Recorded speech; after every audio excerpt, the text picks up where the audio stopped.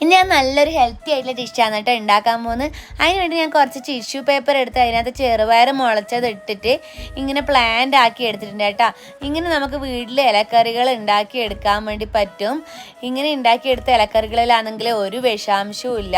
അപ്പം ഈ ഇലക്കറി നമ്മൾ അധികം വെന്ത് കഴിഞ്ഞാൽ ഇലക്കറീൻ്റെ ഗുണം ഉണ്ടാവില്ല എന്നല്ലേ പറയുന്നത്. അപ്പോൾ ഞാൻ ചാരുട്ടിക്ക് മുട്ടേൻ്റെ രൂപത്തിലാണ് കേട്ടോ ഇത് കൊടുക്കൽ. മുട്ടയാക്കുമ്പോൾ അതിനകത്ത് കുറച്ച് ഈ ലീവ്സ് ഇട്ട് പിന്നെ കുറച്ച് കുരുമുളകും മഞ്ഞൾപ്പൊടി ഇട്ടിട്ട് കൊടുക്കും. നിങ്ങൾക്ക് വേണമെങ്കിൽ കുരുമുളകും മഞ്ഞൾപ്പൊടി ഉപ്പും ഇട്ടിട്ട് കൊടുക്കും. നിങ്ങൾക്ക് വേണമെങ്കിൽ അത് കുറച്ച് ഉള്ളിയും കൂടി ചേർക്കട്ടെ. വലിയവരെല്ലാം കഴിക്കുമ്പോൾ നല്ല ടേസ്റ്റ് ആയിരിക്കും. ഇവർക്ക് ഉള്ളി ഇഷ്ടമല്ലാത്തതുകൊണ്ട് അങ്ങനെ ഉള്ളി ഇടാഞ്ഞിന് അങ്ങനെ ഇത് ഇങ്ങനെ ജസ്റ്റ് കുറച്ച് ഗീ ഒഴിച്ച് ജസ്റ്റ് ഒന്ന് ചൂടാക്കി എടുത്തിട്ട് ചാരുട്ടിക്ക് കൊടുക്കുന്നത് കേട്ടോ. ചാരുട്ടിക്ക് ഭയങ്കര ഇഷ്ടമാണ്.